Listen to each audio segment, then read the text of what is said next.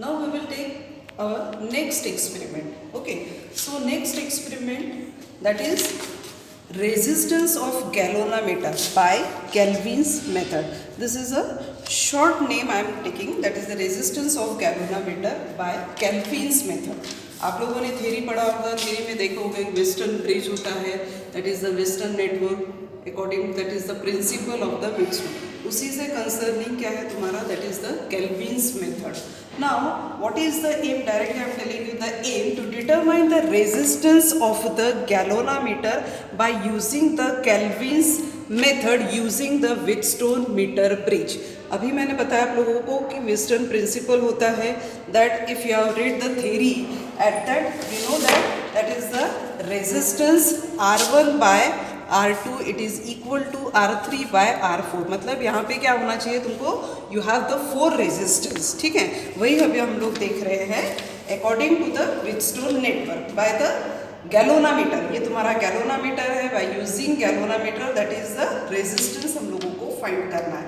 Now what apparatus we need? Okay, now see, इसको आप लोग देखते हैं, ये है तुम्हारा metre bridge having the one string. ठीक है, मीटर ब्रिज क्यों बोलते हैं? बिकॉज वन सिंगल एक स्ट्रिंग है और वो कितनी लंबी है, 1 metre long, and that's why it is called as the metre bridge.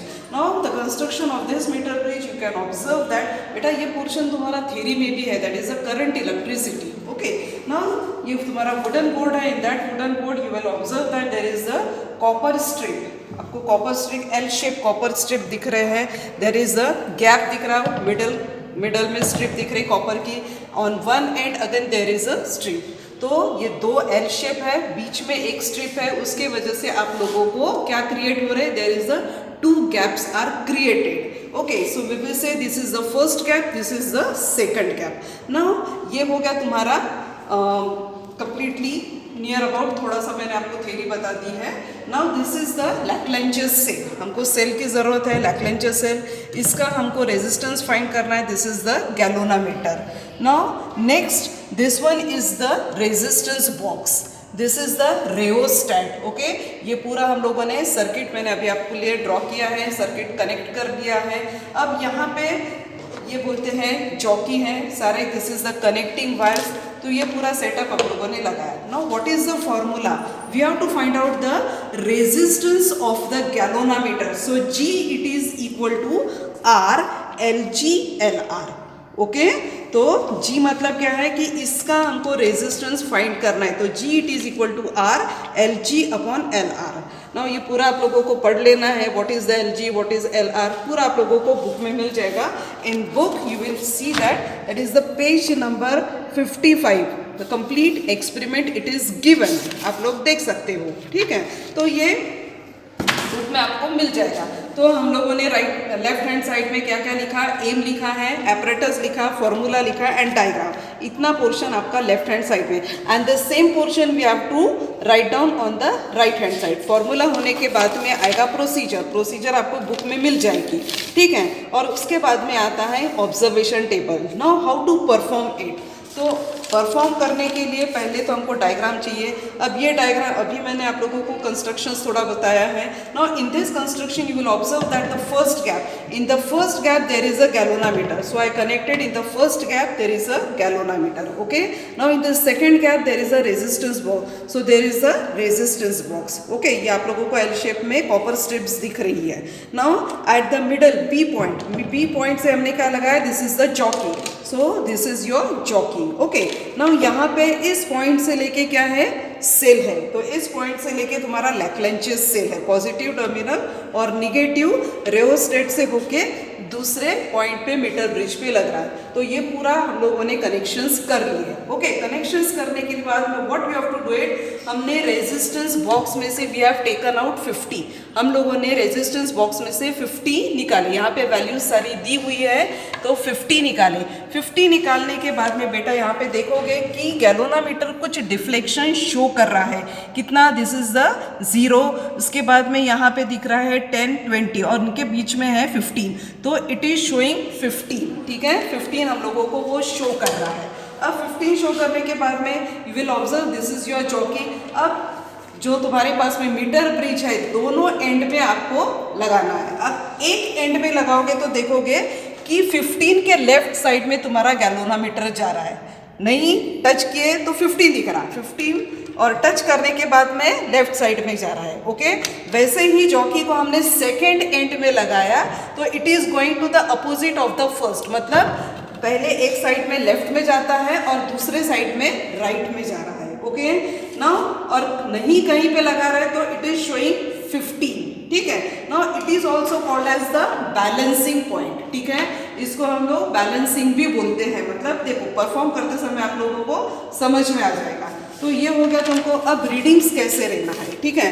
यहाँ पे जब आप लोग बुक रेफर करोगे तो बुक रेफर करते समय there is a 2 gap, right gap as well as the left gap, but in the examination it is a quite lengthy, so we will just keep the first, that is the left gap. तो left gap ही आप लोगों को करना है। तो this is the observation table. Now see how we will perform that. Now see, अभी जब मैंने किया था यहाँ उस टाइम पे ये रीडिंग्स आई थी, ठीक है। अभी मैं आप लोगों के सामने परफॉर्म करके दिखा रही हूँ। See here, now suppose we have taken outside, यहाँ पे हम लोगों ने रीडिंग निकाले। रीडिंग करते समय हमने 50 निकाला है। 50 निकालने के बाद में दोनों तरफ लगाए तो लेफ्ट और राइट जा रहा था। अब हम लोगों को एक पॉइंट ऐसा फाइंड करना है जहाँ पे तुम्हारा जो गैल्वेनोमीटर 15 दिखा रहा है वो वैसा का वैसा ही दिखेगा, that means it is a balancing point. Now see, उसको सिर्फ जॉकी को तुमको स्ट्रिंग पे टच करना है।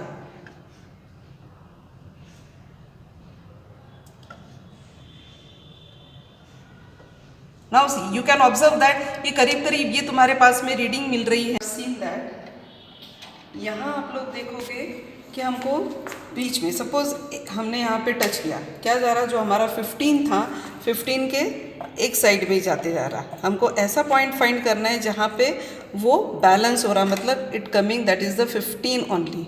So you can observe that near about here it is the 15 coming, ठीक है। यहाँ पे हमने चौके टच किया और नियर अबाउट यहाँ आपको वही रीडिंग मिल रही जो पहले थी, ठीक है। नाउ सी हियर, यहाँ इसके करस्पॉन्डिंग यहाँ पे जो लेंथ शो हो रही है वो क्या हो जाएगी तुम्हारी LG, ओके। और इस पॉइंट के इधर में क्या रीडिंग हो जाएगी तुम्हारी LR, because here is the resistance. So from this point this length it is called as the LR, और यहाँ से लेके यहाँ पे रीडिंग जो मिलेगी दैट इज द LG।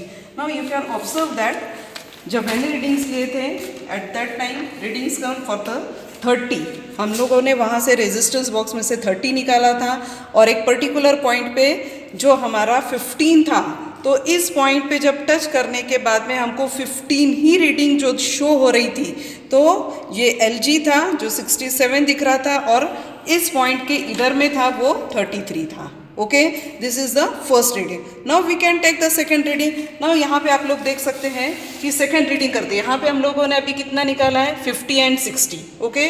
तो 60 के लिए हम लोगों को यहाँ पे करीब करीब रीडिंग्स मिल रही थी, यहाँ पे 67 और फिर इधर में 100 माइनस 67 जो करोगे तो आप लोगों को मिलेगा LR। यहाँ देख सकते हैं आप लोग ऑब्जर्वेशन में resistance which have taken from the resistance box, then LG इस पॉइंट से लेके इसके करस्पॉन्डिंग में जो लेंथ है दैट इज द LG, और फिर 100 माइनस LG करोगे तो आपको मिलेगा LR। गेटिंग? तो ये हो गया तुम्हारा LR। ये हो गई first reading. Now we have to take the second reading. अगर हम लोगों ने वहाँ से 60 निकाला है, उसके बाद में 70 निकालोगे। नाउ अगेन 70 निकालने के बाद में क्या हो जाएगा, तुम्हारी यहाँ की रीडिंग थोड़ी सी डिस्टर्ब हो जाएगी। हो सकता है जो पहले 15 थी तो वो 14 हो जाएगी। अब फिर 14 करने के लिए फिर क्या करना पड़ेगा, again the same process we have to do. Again we have to touch at a particular point.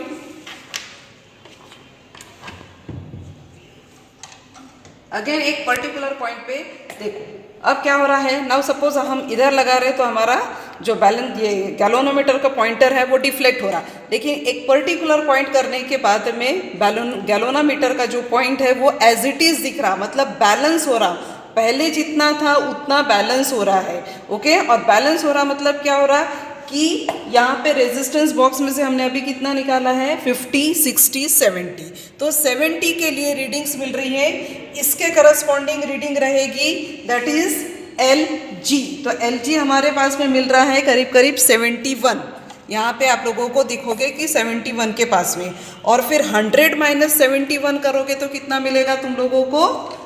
जो मिलता है वो तुम्हारा दैट इज द LR 29 वगैरह जो मिलेगा वो तुम्हारा LR.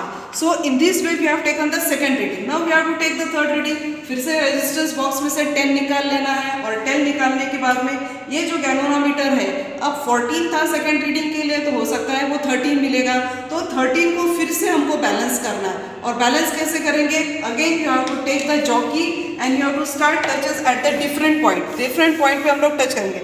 जहाँ पे रख रहा हमारा पॉइंटर हिल रहा, that is not balancing point. एक पर्टिकुलर ऐसा पॉइंट आएगा कि जहाँ पे तुम्हारा पॉइंटर बिल्कुल भी हिलता नहीं है, स्टेडी रहता है, पहले की जितनी रीडिंग थी वही मिलता है. And that reading we will take, that is the LG and LR.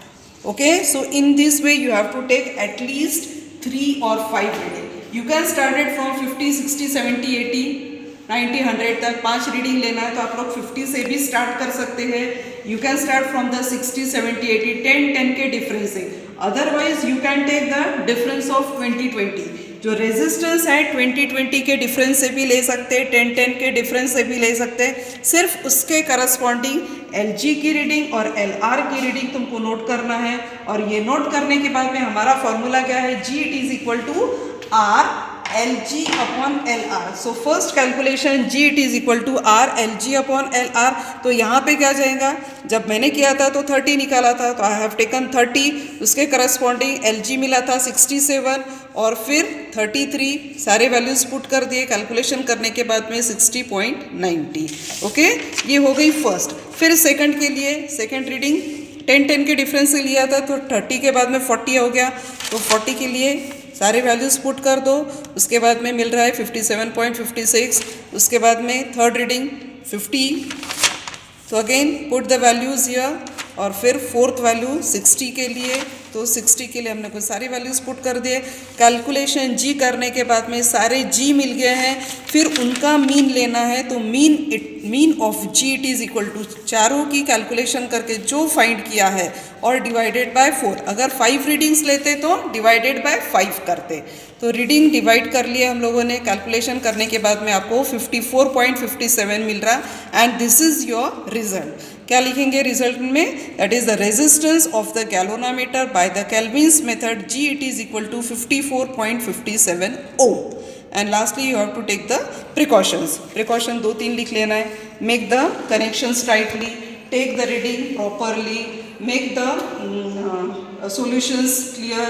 And 2-4 readings आप लोग कुछ भी प्रिकॉशंस में डाल सकते हैं. I hope that you understand this experiment. You make the comments, and if you not understand, come here in the lab, I will explain.